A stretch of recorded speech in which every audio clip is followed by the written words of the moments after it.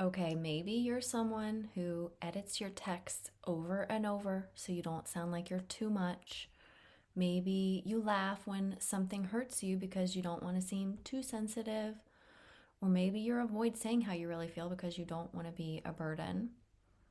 Maybe you're somebody who just tries to be really cool and chill and collected when somebody crosses a boundary so you don't lose them.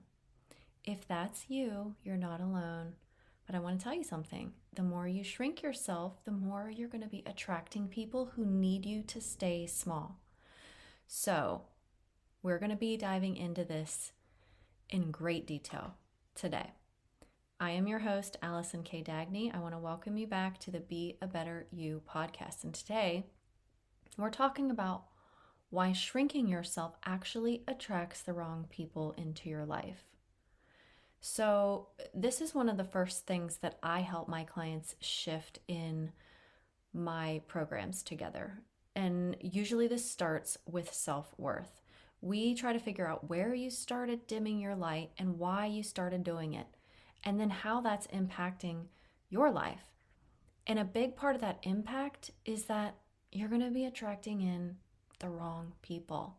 So, a lot of people sometimes will wonder why they keep drawing the same kinds of people into their lives. And I believe it's a couple of things. I believe it's that if you don't work on the things that you're meant to work on and you don't heal the wounds that you need to heal, your life is just going to be presented with these repeating patterns. So if you were a kid and this was a theme in your life from your parents, now your parents are no longer around, or maybe you're not as deeply involved as you were back then, and then you have relationships that are mirroring that, or friendships that are the same, or a boss or a neighbor or whatever, right? Like if we don't work through these things, they're just going to keep rearing their ugly heads. So let's talk about first why people shrink themselves in the first place. And then I'm going to explain to you why this draws in the wrong kinds of people. And I want to go over some signs that maybe you're not being fully authentic, maybe you're not being fully yourself. And part of this is, and I'll go into this, but part of this is maybe we don't know who that really is. But a big thing and a big part of the next step would be what actually changes for you when you stop making yourself small. Okay? So let's talk about this pattern of like making yourself small and shrinking yourself and why people do this. Well, as you probably guessed, a lot of this comes from learned behavior in childhood, from conditioning by your parents or the people in your life, your teachers, right? I have to be the good girl, or I have to follow the rules, or I shouldn't speak my mind. I should just be quiet and not rock the boat. Okay, so if these are things that you're nodding your head and you're resonating with, then keep listening because I think this is really going to speak to you. That's going to be one part of this pattern. Another part is emotional abuse, right? Like if you were emotionally abused as a child, as an adult, whatever that might be, what happens is you start to make yourself small because that feels safer than rocking the boat. It feels safer than standing up for yourself. It feels safer than expressing your opinions or your needs or your wants or whatever. It feels safer. So this is normal, okay? Another part of this could be a fear of abandonment or rejection. So, to be yourself, to truly embrace who you are, for people who have been rejected or abandoned in any way in their past, that kind of authenticity feels really risky and really scary because we are programmed for connection. Like we're meant to be around other human beings. And so if you feel like you're going to be either isolated or you're going to be ousted, rejected, whatever, that fear of abandonment is going to be front and center because your brain and body are trying to protect you. So you would maybe try to be different, try to be somebody you're not, just so that you don't have to experience that fear of abandonment and rejection. And then another pattern would be people pleasing as a protection mechanism. So you're probably familiar with codependency and people pleasing. So you put yourself last. You put everyone else before you to protect yourself, because that's a lot easier than saying what you need, what you want, and being true to yourself. So you will mold yourself to fit what other people want and need instead, because it helps you feel safe. Again, a lot of this boils down to that need for safety. And I'd like to present you with like this analogy of putting on a costume every day, right? And hoping somebody's going to love you with that costume. And then feeling alone or wondering why you feel alone when they do. And so if you are putting on a costume every day, if you're putting on a face that's not really you, and you want people to love you, well, what's happening is they're actually not loving the truest version of you. They're loving the false persona that you're presenting. And this sometimes can feel really lonely because you can't be yourself. You've presented a part of you that maybe they like or they want to be around that's not real. And so it's very exhausting because you can't let your guard down. You can't let that mask come down, and then you feel like you're not really appreciated, loved, respected, or honored based on who you truly are. Now, why does this draw in the wrong people? Let's break this down. So you're attracting people who like, love, want to be around, whatever, you insert that version of you that isn't really you. Okay? So they're drawn to who you are pretending to be, or if you're making yourself smaller, or you're keeping quiet, not who you really are. And the people who would actually love the real you, they can't find you because you got a mask on, because you're wearing this cloak, pretending to be somebody that you aren't. And what happens then is not good, because it leads to feelings of shame. It leads to chronic disconnection, meaning you're really having trouble connecting with people in general. Maybe you're feeling like you're doing a lot of self-sacrificing, over giving, and maybe a resentment. So let me just put it to you this way. You were never rejected for being yourself. You were accepted for being someone you're not. And that's not real safety. So that's why it feels wrong for a lot of people. So you weren't rejected for being you, right? You were accepted for being somebody who you weren't, somebody you portrayed yourself to be, if that's you, if this is resonating. So let's quickly talk about some different signs that you are not being fully authentic. Okay? And I don't want you to like take this in a negative way or be like, oh, I'm just like not authentic, or I'm just a fake person. Like, no, the reason that we do these kinds of things is because we're trying to protect ourselves. We're trying to feel safe. And if you have been hurt deeply in the past, rejected, abandoned for being yourself, right? If you have done something that was truly you and someone laughed at you, made fun of you, didn't want to be with you, didn't want to be around you, you're going to take that information and be like, oh, I can't do that anymore because I don't want that pain again. I don't want that to happen again. So I must be different. I must be not me. I must be something other people want me to be, just so I don't have to feel the pain. So something that this might look like is if you are saying yes, nodding your head yes, when you actually mean no. And then later you resent it. Like, I wish I had just said what I wanted, said what I truly meant, said what I truly felt, said no because I wanted to say no, and not yes because I wanted to please somebody else. You might change your opinions depending on who you're with, right? So maybe when you're with your kids, you would feel comfortable saying, I don't want to go see that movie. I don't like scary movies, right? But if somebody who you really are desiring their acceptance and approval asks you to go see that movie, you might be like, okay, sure, and go do it, right? Even though it's not you, and even though you don't like those kinds of movies.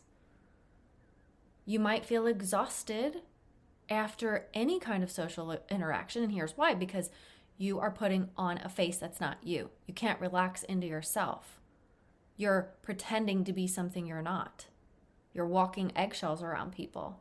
You're tiptoeing around. You're scanning. You're hypervigilant. Like, you're worried about what people think about you. You're worried about what they'll say about you. You're worried about how do I need to react? How do I need to behave? What should I say? What should I not say?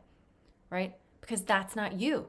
That's you putting on a different costume. And that takes a lot of effort, and that will be extremely exhausting.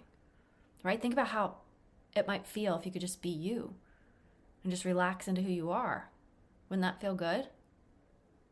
Another thing is that maybe you don't trust anyone really knows you. Okay, so you might be like, well, nobody really knows me. Nobody really knows the real me. Because they don't. Because you're not showing them. And here's the thing, and maybe you've heard this before, but have you ever heard the term or the phrase, like, the trash takes itself out? This is the first thing that came to my mind. But like, if you're yourself, if you're you in your full glory, you're fully vulnerable, you are silly or goofy or saying the weird things or like whatever, like you're just who you are.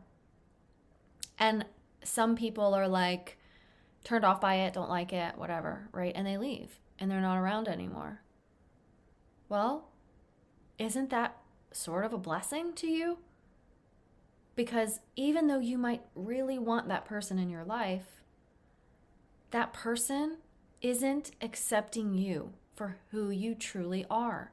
And you shouldn't have to bend yourself and be this like totally different person just to make somebody else comfortable.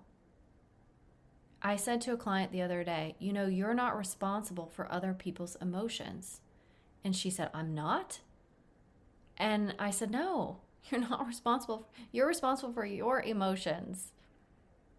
And this is really key because when it comes to other people and, you know, our fear and worry that they're not going to like us or they're going to leave us or they don't like when I act like that or they think I'm too loud or whatever, right?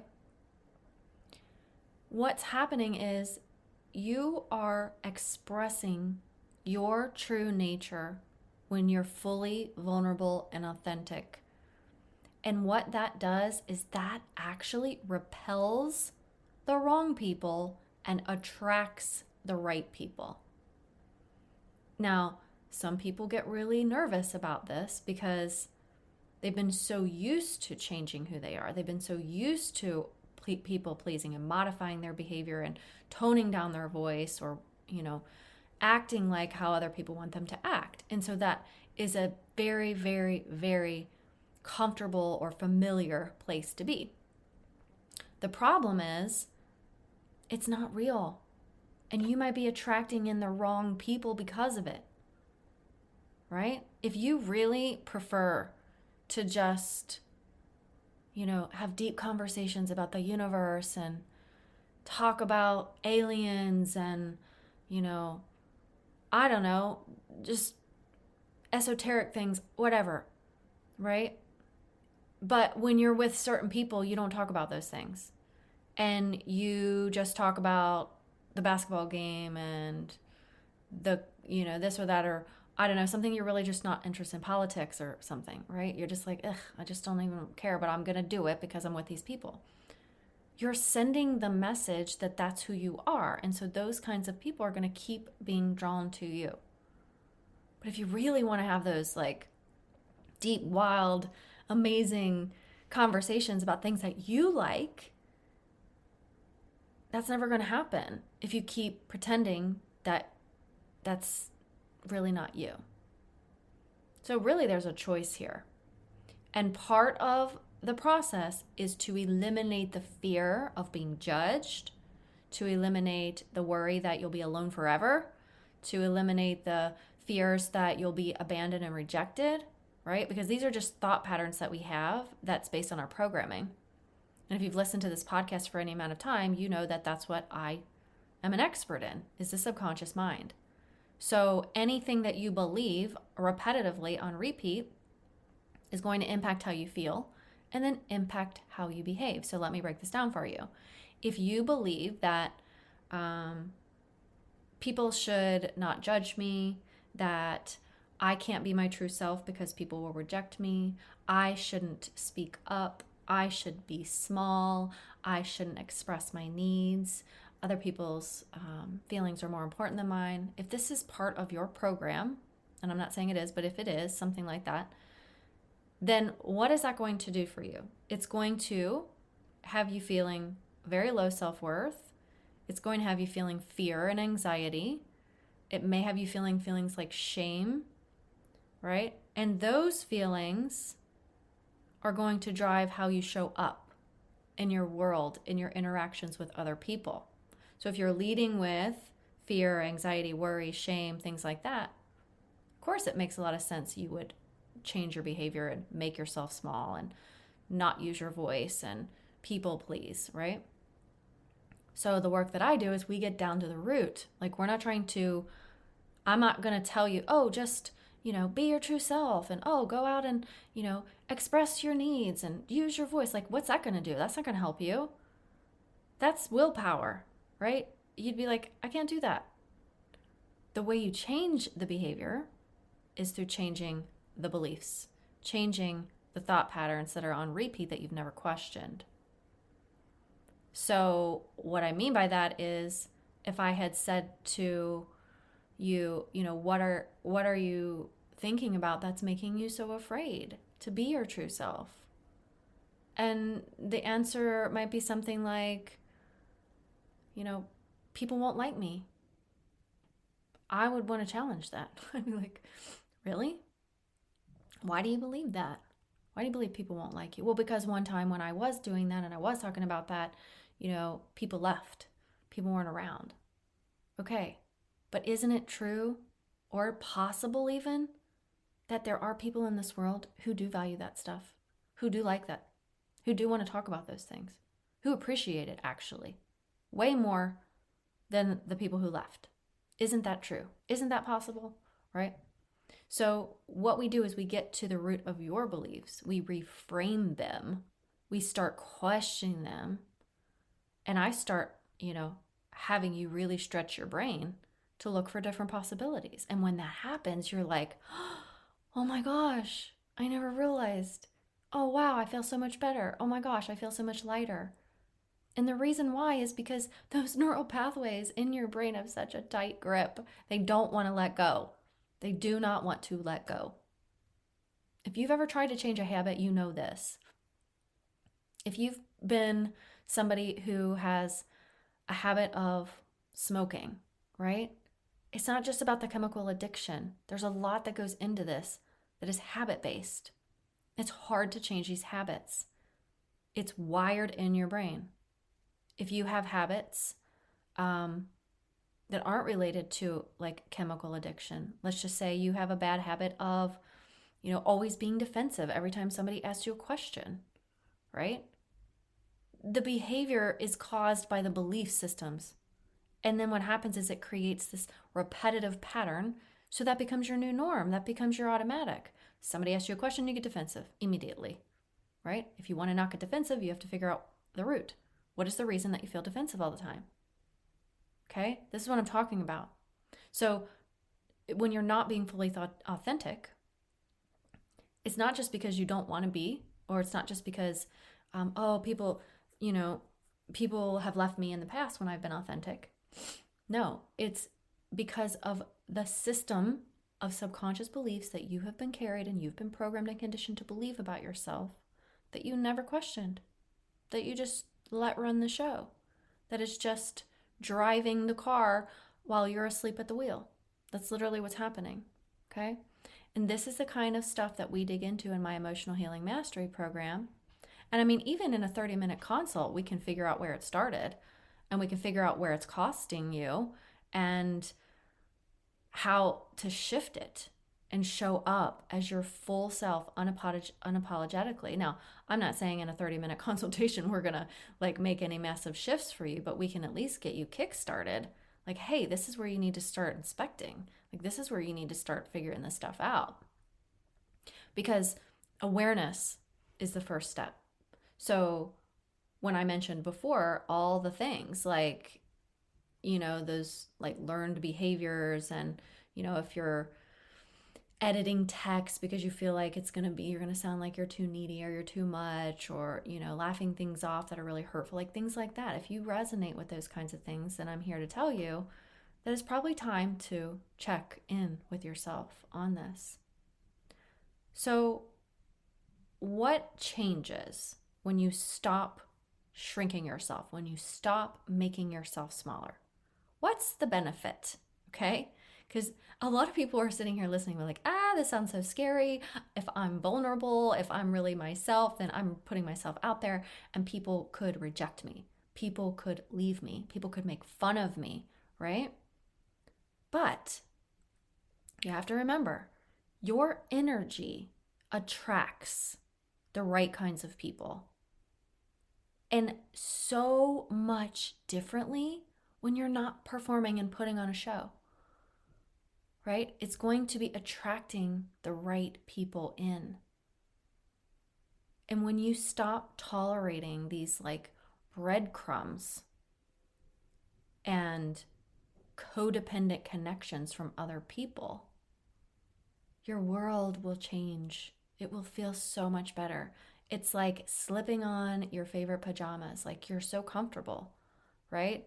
Versus putting on some like tight superhero costume that you want to show up around everybody in front of, right? That's not you. That's not really you. And another thing is like, you're not going to be trading your authenticity for approval and validation from other people. You will get to just be who you are. And again, this takes a little practice. This isn't something that I would expect would happen overnight.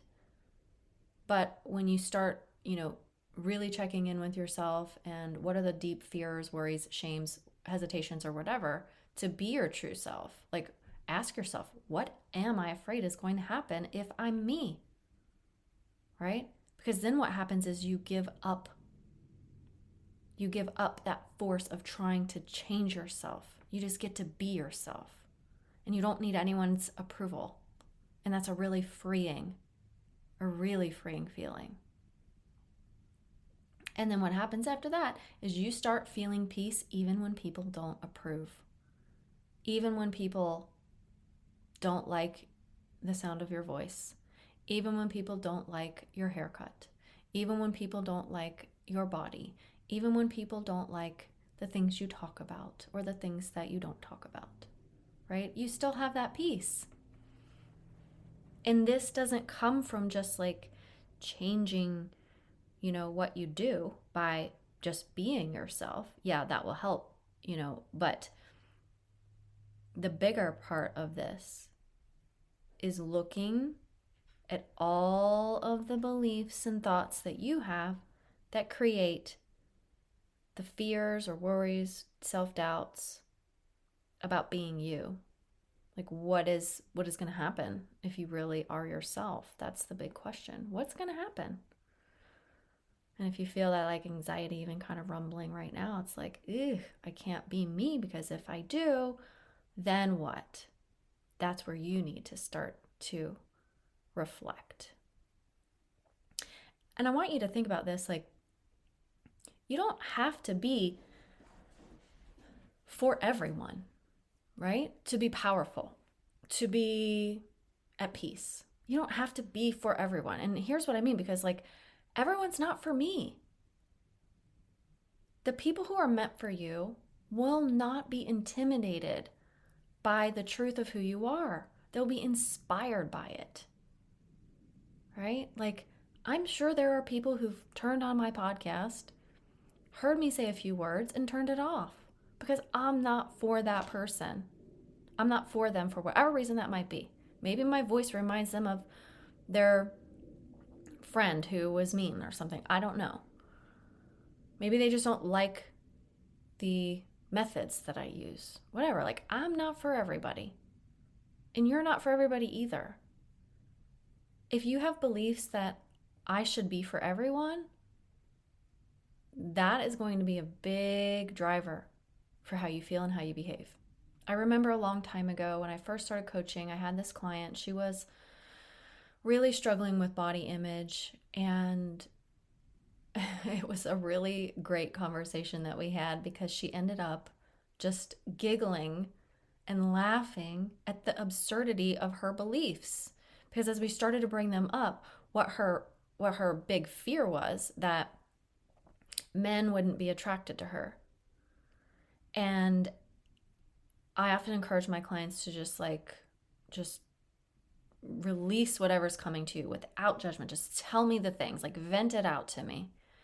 And she's venting, venting, venting, and I'm writing all the things that I hear of her beliefs as we're bringing them to the surface. And she said, I should just be everyone's cup of tea. And I looked at her and she looked at me and she burst out laughing.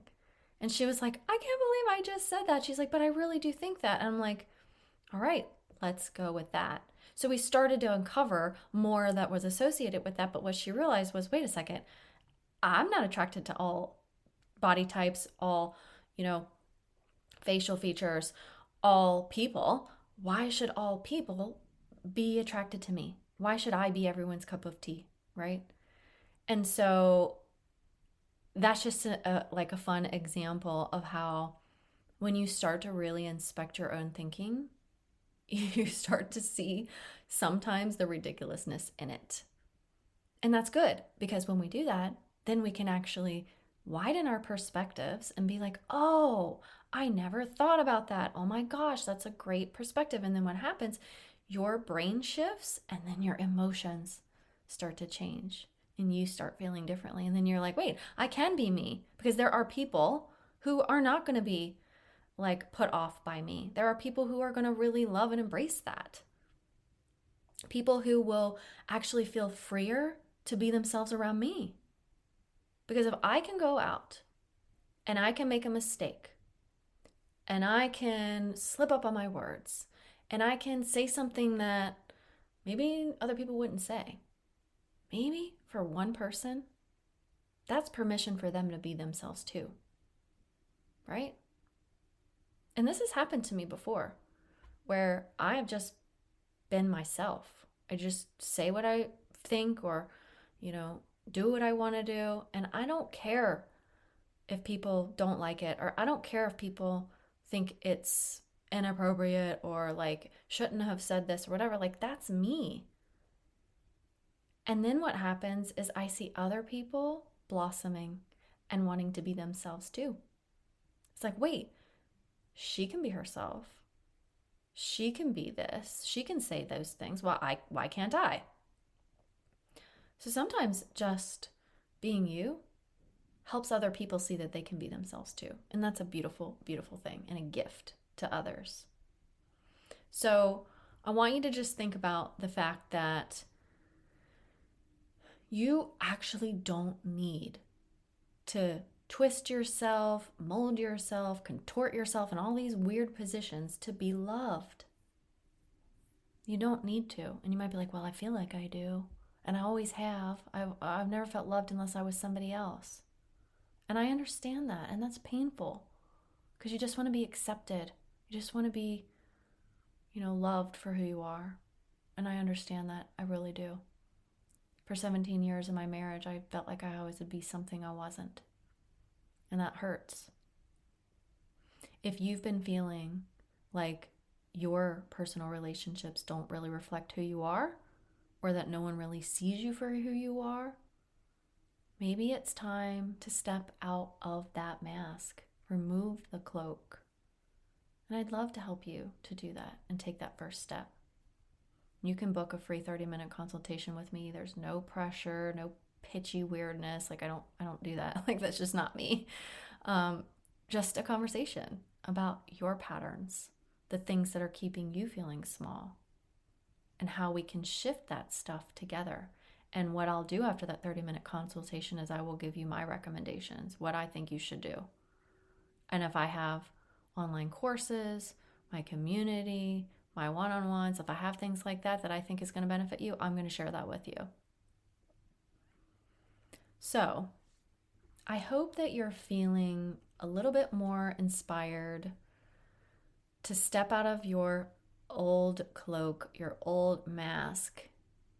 I hope you're feeling a little bit lit up by this idea that you can be you and you can attract in the people who are meant for you, the people who align with you, your personality, your gifts, your light, instead of fearing and worrying that you're going to be alone or that people are going to reject you or abandon you. Because though that may have been something that happened to you before, that doesn't have to be your reality now, right? The past is in the past. The past isn't right now. And if you're ready and willing to take that action, the first step, like I said before, is awareness and getting into your mind and figuring out what it is that you believe repetitively that you've never questioned before. So, if you've been shrinking yourself, making yourself small, whether it's just to keep the peace, to be accepted, or just to avoid feeling left out or alone, you're not broken. Okay? I need you to know that. You're just running an old program. And that old program once helped you survive. It was a trauma adaptation. But that survival mode, it's no longer serving the version of you that's trying to grow and heal. And the truth is, the more you hide who you really are, the more you're going to attract people who don't want to know the real you. And that's not authentic love. That's performance. But the good news is you can stop performing. You can stop bending and breaking to be chosen. Because when you start choosing yourself, you start attracting the people who meet you there. And they're amazing people, just like you. So if this hit home for you and you're ready to explore what's underneath this subconscious mind and your patterns and how to finally break free from those, I'd love to invite you to book a free 30-minute consultation with me. There's no pressure whatsoever, just space for you to express yourself and get some support. And maybe the first real conversation you've had in a long time about you, because I'd love to know the real you. You don't have to stay small anymore. You don't have to shrink yourself. I'm going to drop the link in the show notes, and I hope you get a chance to schedule that so I can connect with you. But until next time, stay true to who you are. Stay whole, stop shrinking, and I'll talk to you next week.